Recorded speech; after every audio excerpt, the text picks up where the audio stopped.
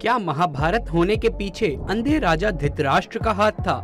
आखिर महाभारत खत्म होने के बाद धृतराष्ट्र कहां चले गए और उनकी मृत्यु कैसे हुई? धृतराष्ट्र एक अंधा राजा होने के साथ ही महाभारत के युद्ध में सबसे बड़ा खलनायक भी माना जाता है, क्योंकि वो चाहते तो इस युद्ध को रोक सकते थे, परंतु उन्होंने अपने पुत्र मोह में इस वंश का नाश करवा दिया। उन्होंने अपने जीवन में वैसे तो कई सारे पाप किए थे, परंतु आज हम बात करेंगे विशेषता कुछ ऐसे पापों की जो सर्वोपरि थे और जो धृतराष्ट्र की मौत का कारण बने। ये कहना गलत नहीं होगा कि धृतराष्ट्र आंखों से नहीं बल्कि मन और बुद्धि से भी अंधे हो चुके थे, क्योंकि जब भीम ने धृतराष्ट्र का विवाह गांधार की राजकुमारी गांधारी से करा दिया और जब गांधारी को पता चला कि मेरे पति की आंखों की रोशनी नहीं है, वो एक अंधे हैं, तब पत्नी धर्म निभाते हुए उन्होंने भी आंखों पर पट्टी बांध ली। क्या आप जानते हैं कि गांधारी का विवाह धृतराष्ट्र से करने से पहले ही ज्योतिषियों ने सलाह दी थी कि गांधारी के पहले विवाह पर संकट है, अतः पहले इसका विवाह किसी और से करवा दिया जाए और फिर धृतराष्ट्र से इनका विवाह कराया जाए। इसके बाद ज्योतिषियों के कहने के अनुसार ही गांधारी का विवाह पहले एक बकरे से करवाया गया, बाद में उस बकरे की बलि दे दी गई। कहा जाता है कि गांधारी को किसी प्रकार के प्रकोप से मुक्त कराने के लिए ही ज्योतिषियों ने ये सुझाव दिया था। इस कारणवश गांधारी प्रतीक रूप से विधवा मान ली गई और बाद में उसका विवाह धृतराष्ट्र से करवा दिया गया। गांधारी एक विधवा थी। जब महाराज धृतराष्ट्र को इस बात का पता चला तो वो बहुत क्रोधित हो उठे। उन्होंने समझा कि गांधारी का पहले किसी से विवाह हुआ था और वो किसी कारणवश मारा गया। धृतराष्ट्र के मन में इसको लेकर के दुख उत्पन्न हुआ और उन्होंने इसका दोषी गांधारी के पिता राजा सुबाला को माना। धृतराष्ट्र ने गांधारी के पिता राजा सुबाला को पूरे परिवार सहित कारागार में डाल दिया। कारागार में दंड स्वरूप उन्हें खाने के लिए केवल एक व्यक्ति का ही भोजन दिया जाता था। केवल एक व्यक्ति के भोजन से भला सभी का पेट कैसे भरता? वास्तव में ये पूरे परिवार को भूखे मार देने की एक साजिश थी। राजा सुबाला ने ये निर्णय लिया कि ये भोजन केवल उनके सबसे छोटे पुत्र को ही दिया जाएगा, ताकि उनके परिवार में से कोई तो जीवित बच सके, और वो छोटा पुत्र और कोई नहीं बल्कि शकुनी था। ये भी कहा जाता है कि विवाह के समय गांधारी के साथ उनका भाई शकुनी और आयु में बड़ी उनकी एक सखी हस्तिनापुर आई थी और उसके बाद वो दोनों यहीं रह गए। दासी के साथ दुष्कर्म। गांधारी के पुत्रों को कौरव पुत्र कहा गया, लेकिन क्या आप जानते हैं उनमें से एक भी कौरव वंशी नहीं था। धृतराष्ट्र और गांधारी के 99 पुत्र और एक पुत्री थी, जिन्हें कौरव कहा जाता है। गांधारी ने वेद व्यास से पुत्रवती होने का वरदान प्राप्त किया था। इस वरदान के चलते ही गांधारी को 99 पुत्र और एक पुत्री मिली थी। उक्त सभी संतानों की प्राप्ति 2 वर्ष बाद कुंडों से हुई थी। गांधारी की बेटी का नाम दुशाला था। कहा जाता है जब वो गर्भवती थी तब धृतराष्ट्र ने एक दासी के साथ दुष्कर्म किया था, जिसके चलते युयुत्सु नामक एक पुत्र का जन्म हुआ था। इस तरह कौरव सो हुए थे। पुत्र के मोह में करवाया युद्ध। पुत्र मोह में अंधे हो चुके धृतराष्ट्र नीति को जानते हुए भी पांडवों के साथ अन्याय कर रहे थे, लेकिन राजा और राज सिंहासन के प्रति निष्ठा के चलते भीष्म उनके साथ बने रहे। धृतराष्ट्र ने अपने पुत्र मोह में सारे वंश और देश का सर्वनाश कर दिया। धृतराष्ट्र चाहते तो वो अपने पुत्र के हठ और अपराध पर लगाव लगा सकते थे, लेकिन उन्होंने ऐसा कुछ नहीं किया और दुर्योधन को गलती पर गलती करने की अप्रत्यक्ष रूप से छूट दे दी। पांडवों के साथ हुए अति अन्याय के चलते ही महाभारत युद्ध हुआ। राज सिंहासन पर बैठे धृतराष्ट्र यदि न्याय करता होते तो ये युद्ध टल भी सकता था। विदुर ने कई बार धृतराष्ट्र को नीति और अनीति के बारे में बताने की कोशिश करी, लेकिन धृतराष्ट्र ने सब कुछ जानते बूझते हुए भी विदुर की बातों को नजरअंदाज कर दिया। चीरहरण के समय धृतराष्ट्र का चुप रहना। द्रौपदी का भरी सभा में चीरहरण हो रहा था, उस समय भी भीम और धृतराष्ट्र चुप रहे और तमाशा देखते रहे। इसी के चलते भगवान कृष्ण को भी महाभारत युद्ध में कौरवों की तरफ से खड़े होने का फैसला लेना पड़ा।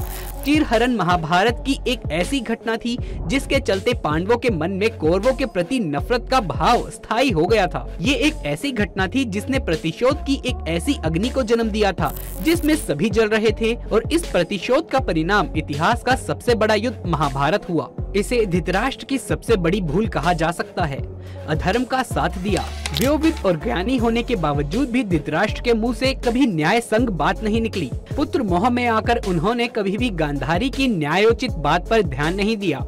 गांधारी के अलावा संजय भी उनको न्यायोचित बातों से अवगत कराकर राज्य और धर्म के हित की बात किया करते थे, लेकिन वो संजय की बातों को नहीं मानते थे। वो हमेशा ही शकुनी और दुर्योधन की बातों को ही सच मानते। वो जानते थे कि ये अधर्म और अन्याय कर रहे हैं, फिर भी वो पुत्र का ही साथ देते। अधर्म का साथ देने वाला खलनायक और अधर्मी ही होता है, और यही महाभारत की सबसे बड़ी सीख थी। भीम को मारने की इच्छा। उस काल के सबसे बड़े युद्ध महाभारत का अंत हो चुका था और पांडु पुत्र भीम ने धृतराष्ट्र के पुत्र दुर्योधन का वध कर दिया था। इसको लेकर धृतराष्ट्र के मन में क्रोध और बदले की भावना प्रबल हो उठी। अतः मौका पाकर धृतराष्ट्र भीम को मार डालना चाहते थे। एक बार की बात है, जब महाभारत का युद्ध जीतने के बाद पांचों पांडव श्री कृष्ण के साथ हस्तिनापुर महाराज धृतराष्ट्र से मिलने पहुँचे, तो भीम के अलावा सबने धृतराष्ट्र को प्रणाम किया तथा उनसे गले भी मिले। बाद में जब भीम की बारी आई, तब धृतराष्ट्र के व्यवहार को देख भगवान श्री कृष्ण धृतराष्ट्र की मंशा को जान चुके थे। अतः जब भीम धृतराष्ट्र को प्रणाम करके उनसे गले मिलने के लिए आगे बढ़ने लगे, तो श्री कृष्ण ने भीम को इशारा करके उन्हें वहीं रोक दिया और उनके स्थान पर भीम की लोहे की मूर्ति को आगे बढ़ा दिया। धृतराष्ट्र बहुत शक्तिशाली थे। उन्होंने लोहे की मूर्ति को भीम समझकर पूरे ताकत से दबोच लिया और उस मूर्ति को तोड़ डाला। उनमें क्रोध इतना था कि वो समझ नहीं पाए कि वो भीम नहीं बल्कि लोहे की एक मूर्ति है। भीम की मूर्ति को तोड़ने के लिए उन्होंने अपने संपूर्ण बल का प्रयोग किया, जिस कारण उनके मुंह से खून निकलने लगा। इसके बाद जब धृतराष्ट्र का क्रोध शांत हुआ, तो वो भीम को मृत समझकर रोने लगे। तब भगवान श्री कृष्ण बोले कि भीम तो जीवित है, आपने भीम समझकर भीम की मूर्ति को तोड़ा है। इस प्रकार भगवान श्री कृष्ण धृतराष्ट्र से भीम को बचाने में सफल रहे। पूर्व जन्म का पाप। कहते हैं कि पूर्व जन्म में किए पाप के कारण धृतराष्ट्र जन्म से ही अंधे थे और उनके सभी पुत्र मारे गए। दरअसल अपने पूर्व जन्म में धृतराष्ट्र एक बहुत ही निर्दयी एवं क्रूर राजा थे।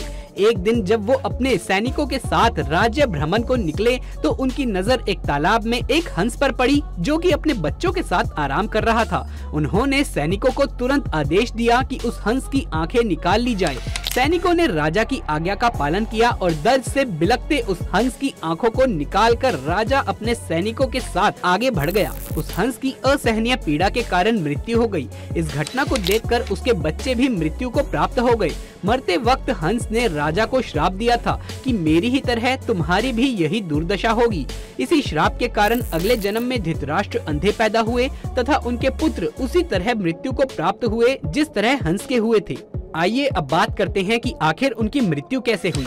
महाभारत युद्ध की समाप्ति के 15 वर्ष बाद धृतराष्ट्र, गांधारी, संजय और कुंती अपना संपूर्ण राजपाट त्याग वन को चले गए।